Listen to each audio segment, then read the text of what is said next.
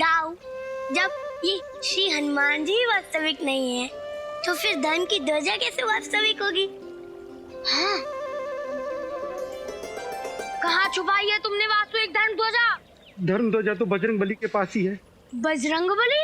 आप लोग बस यहाँ से चलते जाइए, थोड़ी ही दूर पर उनका निवास है। तुम प्रथम असुर हो जो हमें इतनी सरलता से मार्ग दिखा रहे हो। मैं असुर नहीं, वानर हूँ। कंस ने मुझे युद्ध में पराजित करके बलपूर्वक आपका मार्ग रोकने के लिए कहा था।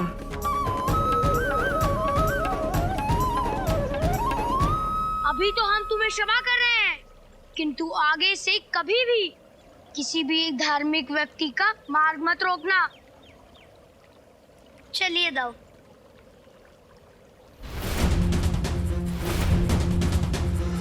मैंने तुम लोगों को मार्ग दिया नहीं, अपितु धर्म ध्वजा प्राप्त करने का तुम्हारा मार्ग सदा सदा के लिए रोक दिया है। कैसे? ये तो तुम्हें हनुमान जी से मिलकर ही पता चलेगा।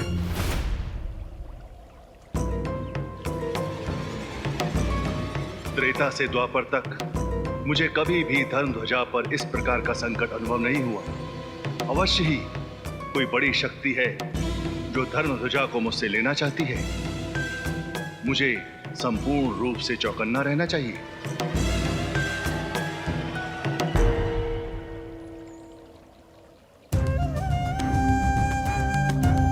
प्रभु यशोदानंदन,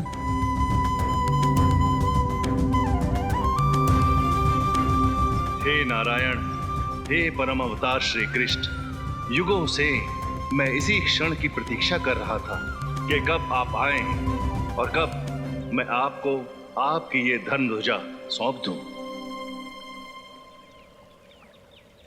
नहीं प्रभु, इतना शीघ्र धर्म ध्वजा लेने नहीं आ सकते। तो कहीं वही वानर द्वित फिर से कोई छल तो नहीं कर रहा, जैसा कुछ समय पूर्व उसने करने का प्रयास किया था। जय श्री राम, जय श्री राम। नारायण नारायण। हे कपिराज, हे महाबली, अपनी आंखें खोलिए, जागिए पवन पुत्र हनुमान, जागिए। देवऋषि आप और पृथ्वीलोक में कैसे देवऋषि? हाँ कपिराज, मुझे स्वयं परम अवतार श्री कृष्ण ने भेजा है ताकि मैं आपके भार को दूर कर सकूं। देवऋषि, राम के भक्तों का जीवन तो पूर्ण रूप से श्री राम को ही समर्पित होता है, भला इसमें भार कैसा? हे महाबली, आप पर एक भार अवश्य है, यह धर्म की ध्वजा, और इसीलिए उन्होंने मुझे आपके पास भेजा है ताकि आप निश्चिंत होकर प्रभु श्री राम की भक्ति कर सके। सत्य कहा आपने, मेरे प्रभु श्री राम ने मुझे स्मरण किया। नारायण नारायण। हे महाबली, उन्होंने आपको नहीं, इस धर्म की ध्वजा का स्मरण किया है, और मेरे प्रभु के आज्ञा अनुसार मैं इसे ले जाने आया हूं।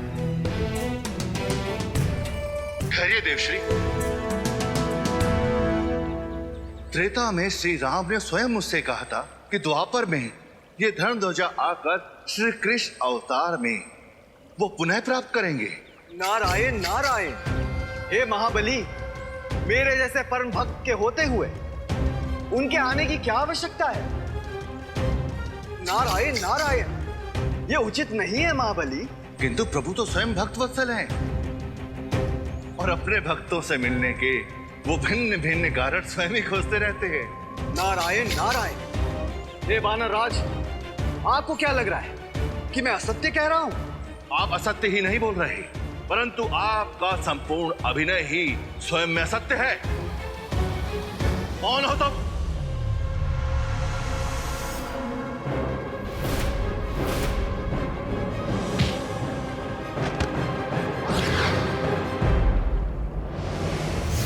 प्रभु श्री कृष्ण मुझे बताए बिना क्यों आएंगे? यह अवश्य ही उस वानर द्वैत का कोई छल है, धर्म ध्वज को प्राप्त करने के लिए किया गया दूसरा छल। बजरंग बली,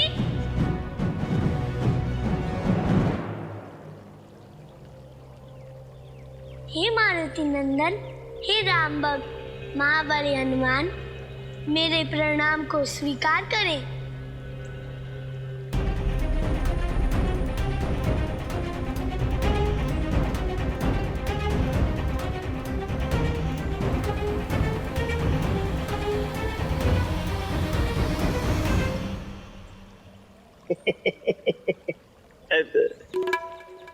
भगवान कंस को आदेश तो इसलिए आना पड़ो।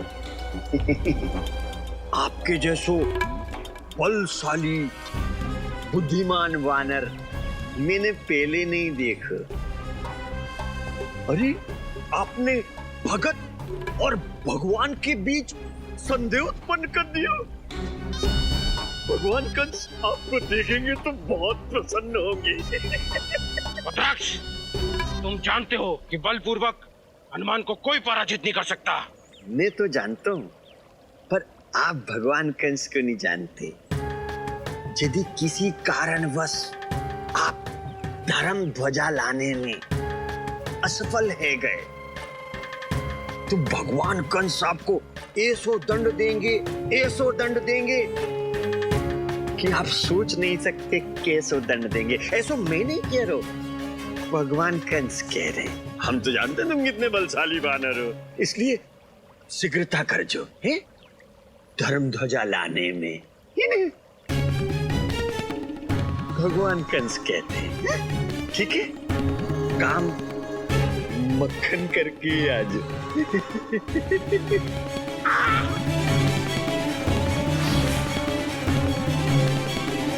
एक बार सोच लो पुत्री, वो दैत्य कन्याओं का परम शत्रु है।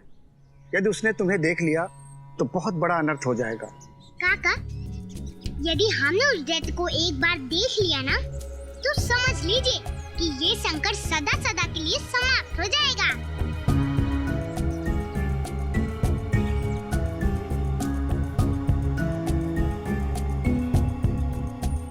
पुत्री, अब हम यहाँ से आगे नहीं जा सकते।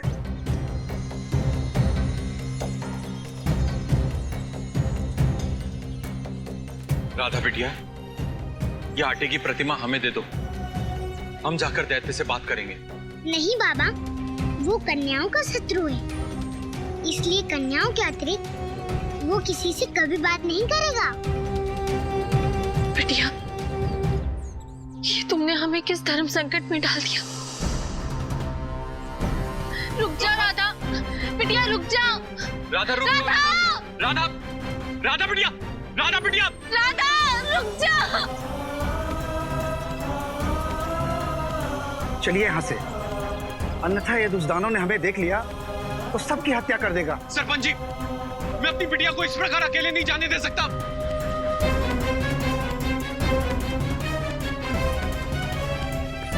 राधा, चलिए राधा, राधा।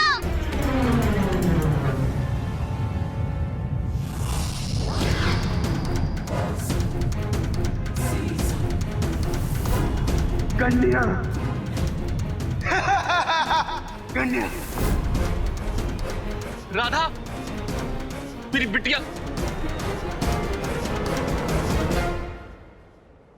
आपको पता है, आटे की इस कन्या को आपके लिए हम लेकर आए थे।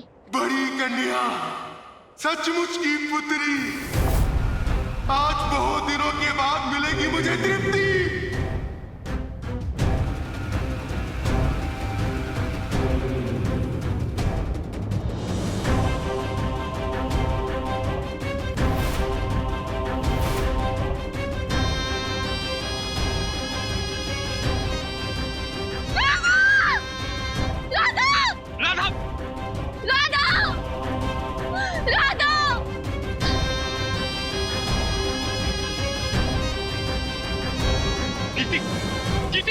कीर्ति, कीर्ति, आंखें खोलो कीर्ति, हमारी राधा को कुछ नहीं होगा। कीर्ति, आंखें खोलो कीर्ति। बजरंगबली, मैया कहती है कि साधु व्यक्ति की संगत से बढ़कर और कोई सुख नहीं होता। मुझे प्रसन्नता होती है और मैं सौभाग्यशाली हूँ कि हमारी फिर से भेंट हुई। कान्हा, आपसे मिलकर तो मुझे स्वयं ऐसा अनुभव होता है जैसे मेरे पूर्व जन्मों के सत्कर्मों का फल मुझे प्राप्त हो गया हो। कहिए कान्हा, मलय पर्वत किस कारण आना हुआ? बजरंगबली, मुझे ज्ञात है कि एक युग पूर्व आपने इस धर्म की ध्वजा को धर्म की स्थापना और धर्म की रक्षा के लिए धारण किया था, और युगों से आप इस धर्म की ध्वजा की रक्षा करते आ रहे हैं। इसलिए मुझे ये धर्म ध्वजा धारण करनी होगी, जिससे संसार में धर्म की स्थापना हो सकती है। कान्हा, आपको ये धर्म ध्वजा सौंपना तो मेरा परम सौभाग्य होगा। किंतु कान्हा, मैं ये चाहता हूं कि ये ध्वजा सौंपने से पूर्व आप मेरा एक संदेह दूर कर दीजिए। कैसा संदेह पवन पुत्र? कान्हा, कई अधर्मी अपने छल और बल द्वारा इस धर्म ध्वजा को पाने का प्रयास करते हैं। आप सत्य कह रहे हो बजरंगबली। यदि ये धर्म की ध्वजा किसी अधर्मी के हाथ भी लग जाए तो उसका अधर्म भी धर्म के रूप में परिवर्तित हो जाता है। इसीलिए कान्हा, यह सुनिश्चित कर लेना चाहता हूं कि आप वास्तविक कान्हा हैं कि नहीं। बजरंगबली, तो आप हमसे हमारे वास्तविक होने का प्रमाण मांग रहे हैं, जबकि हम अभी अभी आपके एक बहरूपी से मिलकर आ रहे हैं। क्यों कान्हा? यही तो मैं आपको समझाना चाहता हूं कान्हा, कि जब कई अधर्मी मेरा रूप धर के आपके सम्मुख प्रकट हो सकते हैं, तो वो आपका रूप धर के मेरे सम्मुख भी प्रकट हो सकते हैं। बात तो आपकी सत्य है बजरंगबली। मुझे क्षमा करें, मैं मात्र यह सुनिश्चित कर लेना चाहता हूं कि यह धर्म ध्वजा किसी अयोग्य व्यक्ति के हाथ ना लग जाए। बताइए बजरंगबली, आपका संदेह दूर करने के लिए मुझे क्या करना होगा? कान्हा, मुझे गदा युद्ध में मात्र वही परास्त कर सकता है जो इस धर्म ध्वजा का वास्तविक उत्तराधिकारी हो। तो आप ये कह रहे हैं कि कान्हा को अपना प्रमाण देने के लिए आपसे गदा युद्ध करना होगा? मैं क्षमा प्रार्थी हूँ, किंतु इस धर्म ध्वजा की रक्षा के लिए यह अनिवार्य है। बजरंगबली, कान्हा ने आज तक माखन खाने और अपनी बांसुरी बजाने के अतिरिक्त कुछ नहीं किया। हाँ, यदि आपको युद्ध करना ही है तो मैं करूंगा आपसे युद्ध। नहीं दाऊ, ये युद्ध तो मैं ही लड़ूंगा। गुरुदेव ने मुझे आज्ञा दी है धर्म की ध्वजा को धारण करने की। बजरंगबली, मैं आपसे युद्ध करने के लिए तैयार हूँ। दाऊ, अब इतनी चिंता मत कीजिए, मैं कोई और शस्त्र से तो लड़ूंगा नहीं। आपकी मुद्रा दीजिए ना।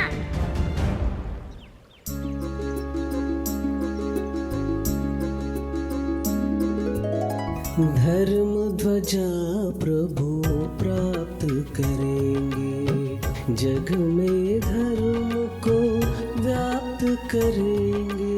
परखे भक्ति प्रभु का बाना, कृष्ण से युद्ध करे हनुमाना। विडंबना यह कैसी आई, भक्त से भगवान करे लड़ाई। धर्म हेतु प्रभु लीला करते।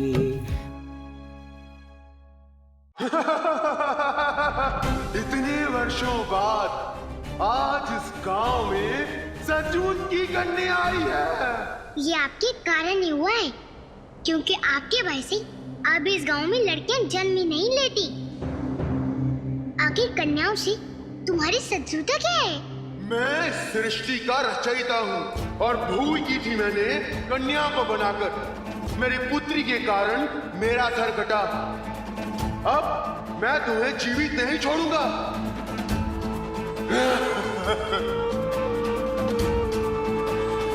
कहाँ गई कन्या? कहाँ गई? कहाँ गई कन्या? ये क्या भ्रम पाल लिया है तुमने?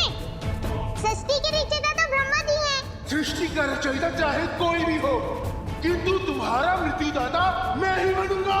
इस दानव को ऐसा क्यों लग रहा है कि वो ब्रह्मा जी हैं? इसके सर पे ये पिंडी कैसी? मेरी पुत्री के कारण मेरा सर कटा। कहीं ये पिंडी ब्रह्मा जी का पांचवा शीश तो नहीं है? क्योंकि पुत्री दोष के कारण ही उनका ये पांचवा शीश कटा था। हमें सबसे पहले इस दानव के सिर से इस पिंडी को हटाना होगा। दानवराज, इधर उधर क्या देख रहे हो? हम इधर है, इधर।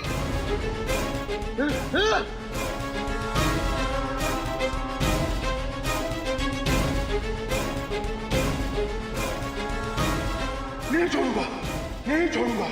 संसार की किसी भी कन्या को जीवित नहीं छोड़ूंगा। दानवराज, बाहर क्या हाथ पैर मार रहे हो? यदि साहस है तो आओ भीतर आओ। आओ, मुझे पकड़ के तो दिखाओ।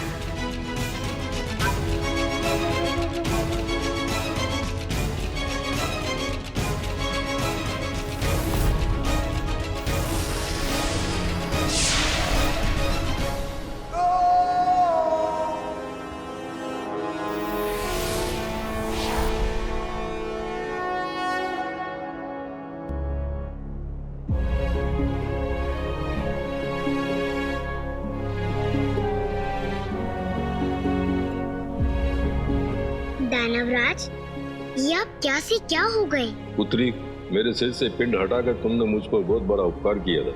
किंतु इस पिंडी में ऐसा क्या था जिससे आप मनुष्य से इतने भयंकर दानव हो गए थे? पुत्री, ये पिंड ब्रह्मदेव का पांचवा शीश था।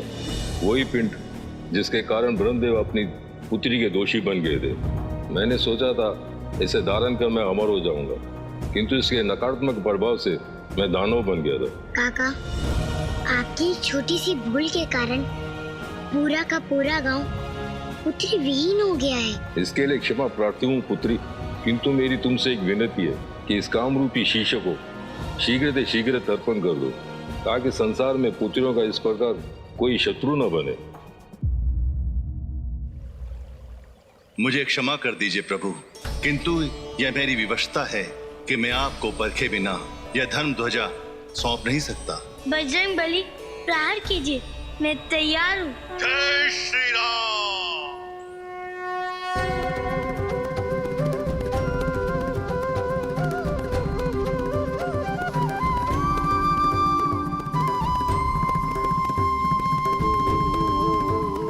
जय श्री राम।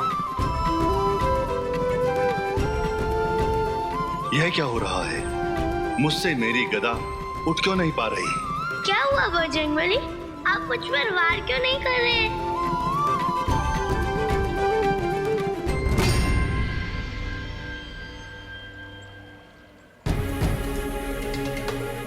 प्रभु, अपने इस अज्ञानी भक्त को क्षमा कर दीजिए प्रभु। प्रभु, इस संसार में हनुमान की गदा मात्र एक ही व्यक्ति पर नहीं उठ सकती, और वो है मेरे प्रभु श्री राम। प्रभु, एक युग से इस धर्म ध्वजा को सौंपने के लिए मैं आप ही की प्रतीक्षा कर रहा था प्रभु।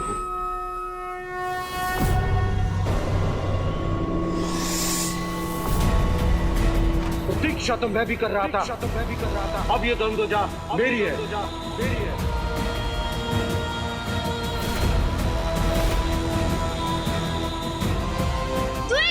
सत्य पहचाना कान्हा, किंतु तुम मुझे पूरा नहीं पहचान पाए। ये पूरा षड्यंत्र मैंने ही रचा था, युद्ध के बहाने तुम दोनों को धर्मध्वजा से दूर करने के लिए। तुमने दोबारा मुझसे छल किया, मैं तुम्हें नहीं छोड़ूंगा। संसार में आज तक द्विज को कोई नहीं पकड़ पाया है।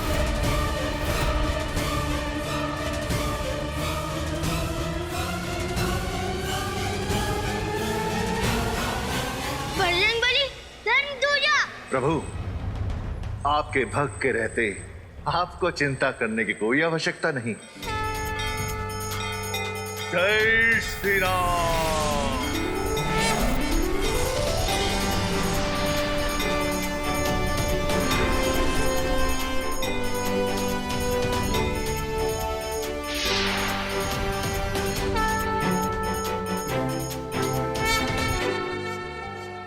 आइए प्रभु, विराजी। दाऊ, हाँ, मैं भी तुम्हारे साथ चलता हूँ। आप मेरी यही प्रतीक्षा कीजिए, मैं अभी आता हूँ। और मेरी चिंता मत कीजिएगा दाऊ। ठीक है, जाओ।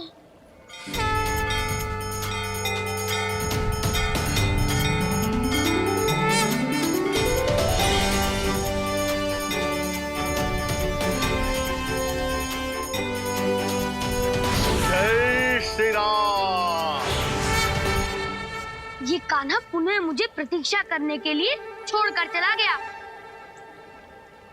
यदि तुम्हारे जैसी साहसी पुत्री प्रत्येक गांव में हो तो उस गांव में कभी कोई संकट आ ही नहीं सकता। हाँ काका, किंतु ऐसा तब होगा जब हम कन्याओं को जन्म लेने देंगे। इसलिए अब आप सब ईश्वर से प्रार्थना कीजिए कि आपके घर में पुत्री हो। बाबा, जिस शीश को प्राप्त करने के लिए हम यात्रा कर रहे थे वो शीश हमें मिल गया है। अब हमें इस शीश का तर्पण करना होगा।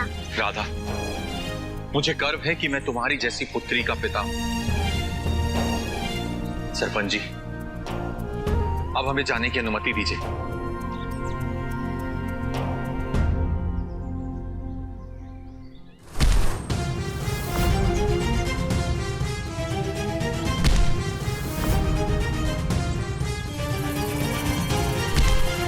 प्रभु, आज मेरी एक भूल के कारण धर्म ध्वजा एक अधर्मी के हाथों में है।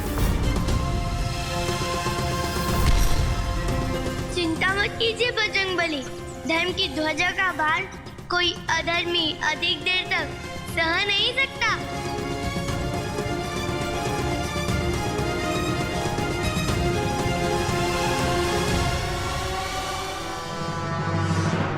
ये ध्वजा अचानक भारी कैसे हो रही है?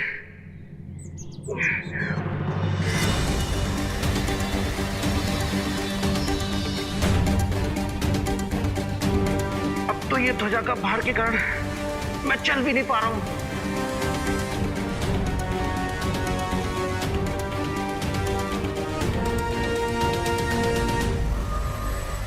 समझ में नहीं आ रहा कि ये ध्वजा का भार बढ़ता ही क्यों जा रहा है। क्योंकि ये धर्म का भार है दुई।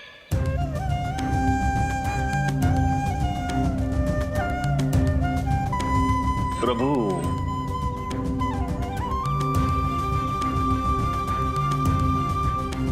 जय श्री राम।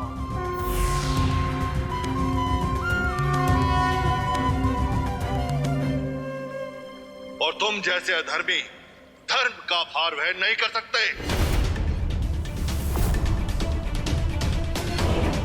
हे कान्हा, हे बजरंगबली, मैंने तो कंस को पहले ही कहा था कि हम ये धर्म की ध्वजा नहीं प्राप्त कर सकते। द्वित, कंस को दोष देने से तुम निर्दोष नहीं हो जाओगे। नहीं नहीं, मैं सत्य कह रहा हूँ। मैं कंस से जाके कह दूंगा कि मैं कोई अधर्म का काम नहीं करूंगा। चिंता मत करो द्वित, हम तुम्हें ऐसे स्थान पर भेजेंगे जहाँ कंस तुम्हें कभी नहीं ढूंढ पाएगा। हे बजरंगबली, भेज दीजिए इसे पाताल लोक में। वहीं जाकर ये अपने कर्मों का प्रायश्चित करेगा। जो आज्ञा प्रभु।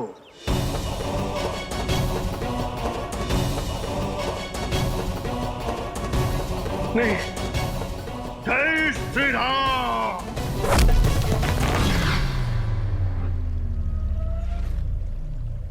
इस संसार में धर्म के संस्थापक आप ही हैं और आपके हाथ में आके इस धर्म ध्वजा का भी मान बढ़ जाता है। कृपया इसे धारण कीजिए। मैं इस धर्म की ध्वजा को धारण करता हूँ, किंतु आप मुझे वचन दीजिए कि आप सदैव इसी में वास करेंगे। हे प्रभु, जहां भी जब भी यह धर्म ध्वजा लहराएगी मैं इसकी रक्षा के लिए सदैव प्रस्तुत रहूंगा।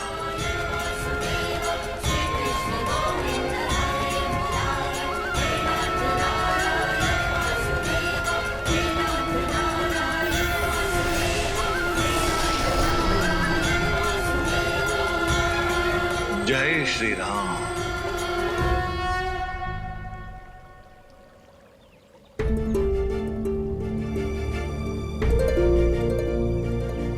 हे माँ गोदावरी, आपके इस पवित्र जल में हम ब्रह्मदेव के 5वां शीश का तर्पण करना चाहते हैं। कृपया ब्रह्मदेव के शीश को अपने पवित्र जल में स्थान दे माता। ठहरो राधा,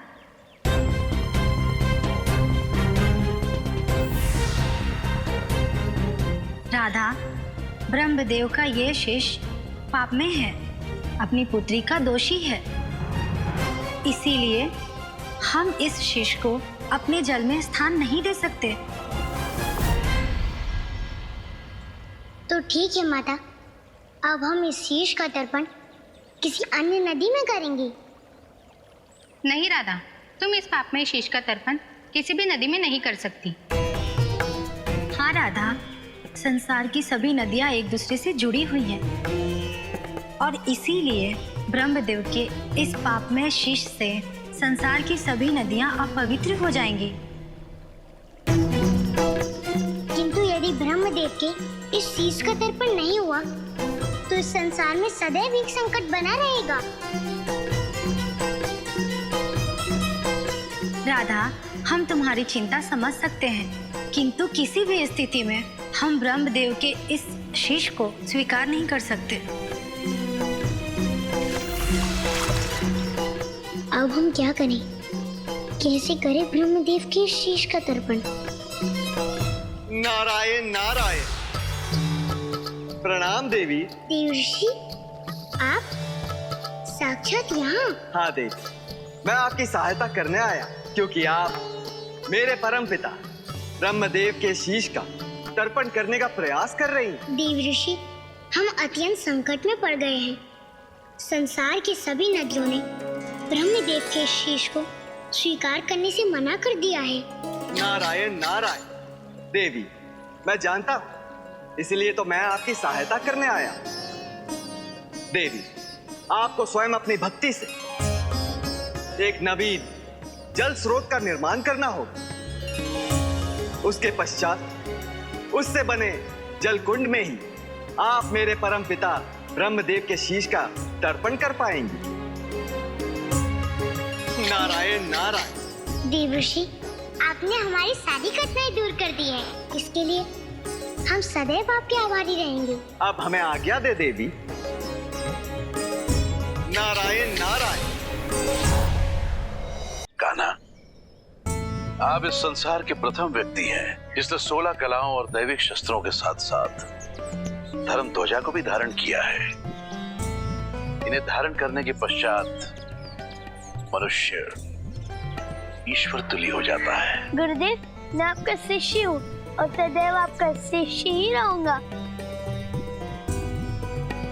यह आपकी महानता है कान्हा, किंतु आज मेरा जीवन सफल हो गया क्योंकि तुम्हारे गुरु होने मात्र से मेरा यश, मेरी कीर्ति दसों दिशाओं में फैल जाएगी और युगों युगों तक संसार में मुझे ऐसे गुरु के रूप में जाना जाएगा जिसने कान्हा को कृष्ण बना दिया। गुरुदेव, आपकी आज्ञा अनुसार मैंने सभी शस्त्रों को धारण कर लिया है। बताइए, अब मेरे लिए क्या आज्ञा है? आहा, अब आज्ञा नहीं, आरती होगी तुम्हारी। प्रणाम गुरु माता। किंतु मैं तो आपका शिष्य हूँ गुरु माता।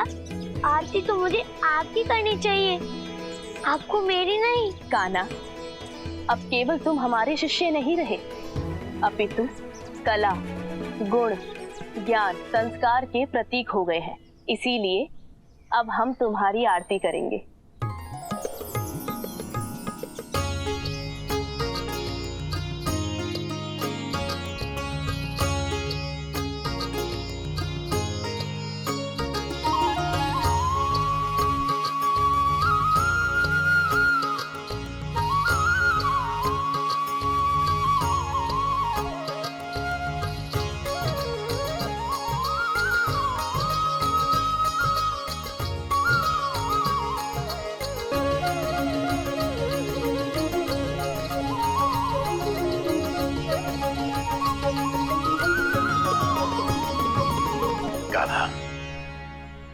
अब आप ईश्वर तुल्य हो गए हैं। अब आपको जो भी करना है ईश्वर की प्रेरणा से करना है, और ईश्वर की इच्छा क्या है ये जानने के लिए आपको प्रतीक्षा करनी होगी कान्हा। जो आज्ञा गुरुदेव।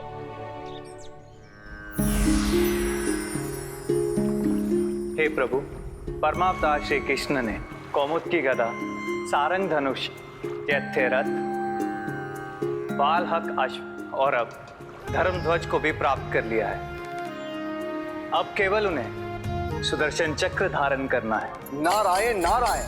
प्रभु, इंद्रदेव सत्य कह रहे हैं। हाँ इंद्रदेव, यह अमोघ अस्त्र देवत्व का प्रतीक है, इसलिए कान्हा सुदर्शन चक्र को धारण करते ही परम अवतार श्री कृष्ण के अवतार से ईश्वरीय रूप हो जाएंगे। हे प्रभु, यदि आपकी आज्ञा हो तो हम सभी देव कान्हा का सुदर्शन संस्कार करना चाहते हैं, ताकि वह नर से नारायण की यात्रा पर आगे बढ़ सके। देवों, मनुष्य को देवत्व प्रदान करने का यह अधिकार आपको है। यदि आप कान्हा को पूर्ण समझते हैं, यदि आप सभी इस बात से सहमत हैं कि मेरे अवतार कान्हा का सुदर्शन संस्कार करना चाहिए, तो इसके लिए आप सभी को मेरी पूर्ण आज्ञा है। क्षमा नारायण। प्रणाम गुरुदेव। परंतु मैं आप सबकी बातों से सहमत नहीं हूं। ऋषिवर, ये आप क्या कह रहे हैं? इंद्रदेव, क्या आप चाहते हैं कि एक नन्हा सा बालक सुदर्शन चक्र धारण करे?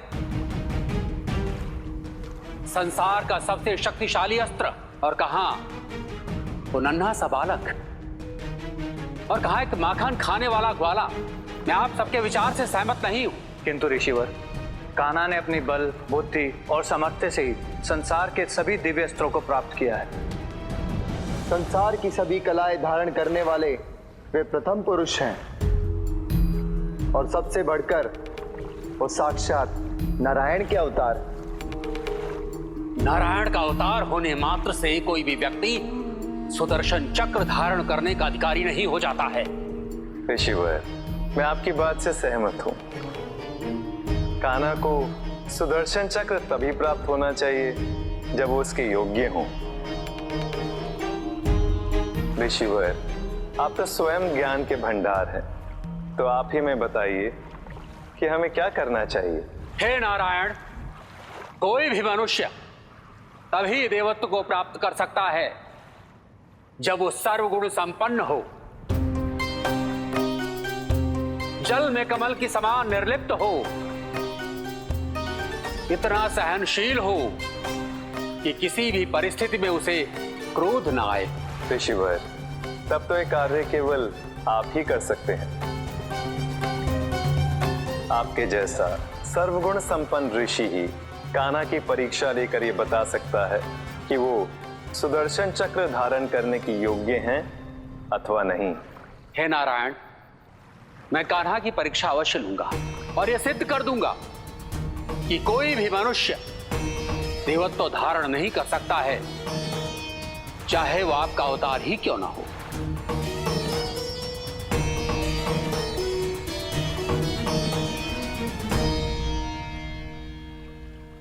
मैं ही जगत जननी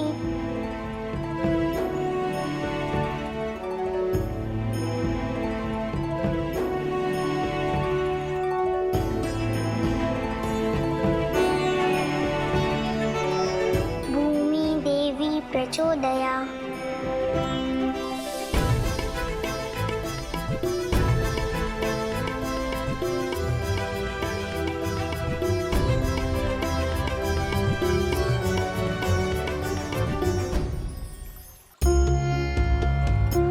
भूमि, इस संसार में जो कुछ भी उपस्थित है वो आपसे ही जन्मा है। जल, जंगल, पर्वत आप सबकी जननी है। गंगा, यमुना, सरस्वती सभी नदियों का पवित्र जल आपके गर्भ में उपस्थित है।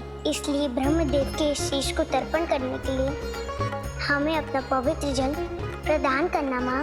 ओम एहि जगत जननी पवित्र राशि जगत कल्याणम अनुकंपय मम पवित्र जलम। ओम एहि जगत जननी पवित्र राशि जगत कल्याणम अनुकंपय मम पवित्र जलम।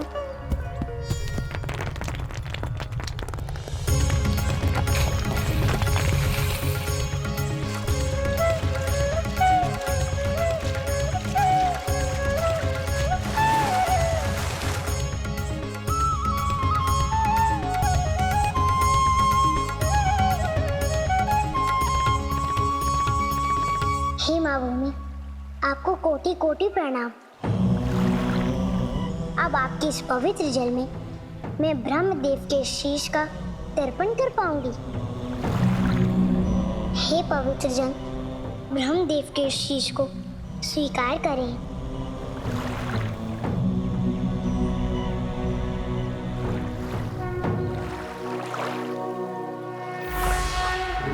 राधा, परमपिता, आप?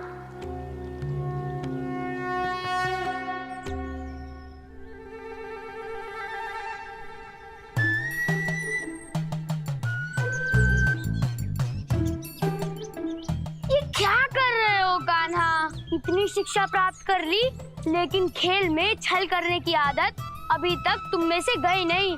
नहीं तो मैं कोई छल नहीं कर रहा। अभी तो मैं तो निशाना साध रहा हूँ। बहुत दिन हो गए ना बिना पिट्टूक खेले, इसलिए इतना समय लग रहा है निशाना साधने में। ठीक है, तो हम जा रहे हैं विश्राम करने।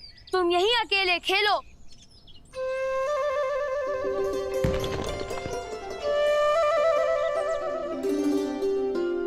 कान्हा, दाव हूँ तुम्हारा, तुम्हारे रग रग से परिचित हूँ। खेल में मेरे सम्मुख छल नहीं चलेगा। छलना चले जाओ, मेरा खेल तो चलेगा। अब आपकी बारी, अब देखिए जाओ मैं आपको कैसे पराजित करता हूँ। ठीक है कान्हा।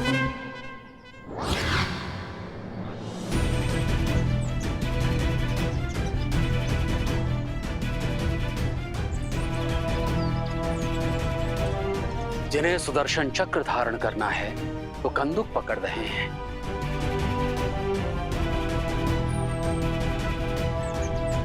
कान्हा, मैं सिद्ध कर दूंगा कि तुम देवत्व प्राप्त नहीं कर सकते।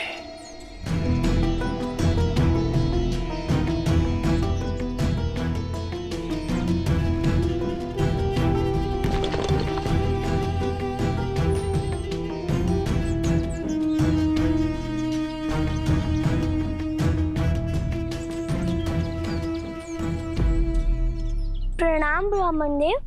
गुरुकुल में रहकर भी खेल खेल रहे हो। ये क्रीड़ा स्थल है या विद्या स्थल? क्षमा कीजिए ब्राह्मण देव, किंतु हमारे गुरुदेव तो कहते हैं ये संसार ही एक घृणा स्थल है। एक तो अपराध करते हो, ऊपर से बोलते हो।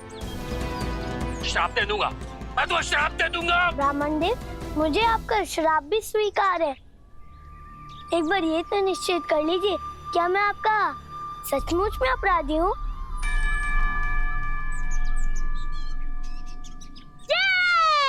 देखा कान्हा, हम पुनः जीत गए। कान्हा, इतना सा बालक और इतनी बड़ी जीत। तुम्हारा आचार्य कौन है? कौन है तुम्हारा आचार्य? चलो मुझे ले चलो। आइए ब्राह्मण देव, मैं आपको अपने गुरुदेव से मिलवाता हूँ।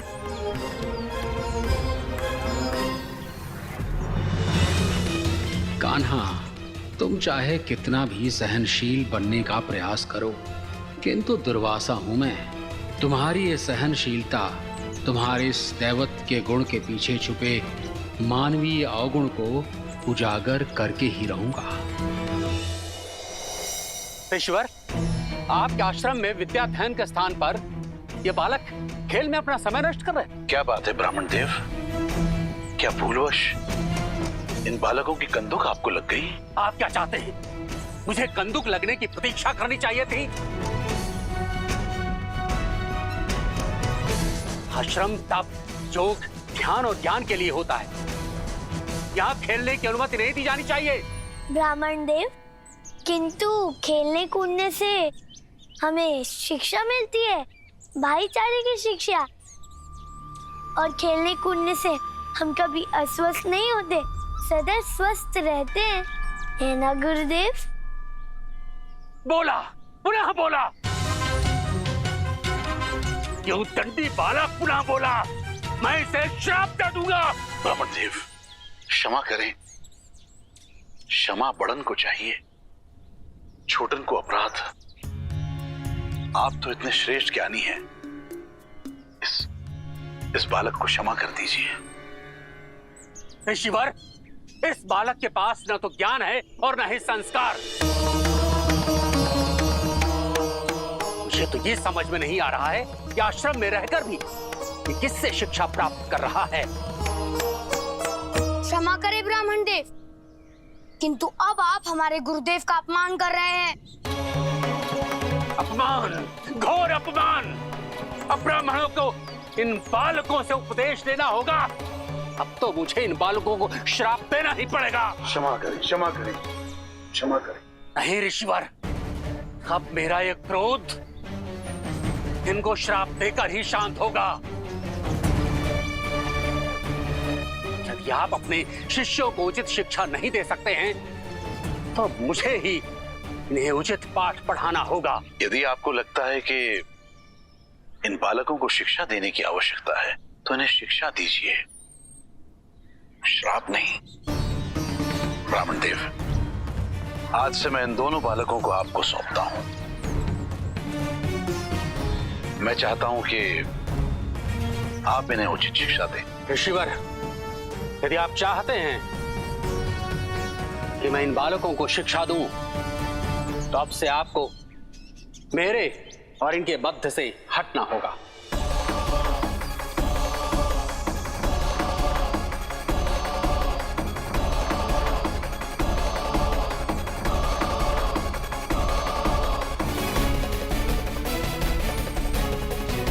मुझे स्वीकार है ब्राह्मण देव। ऋषिवर, अब मैं इन्हें अपने ढंग से शिक्षा दूंगा, अपनी इच्छा अनुसार सेवा करवाऊंगा। यदि एक भी भूल की तो इन्हें श्राप दे दूंगा।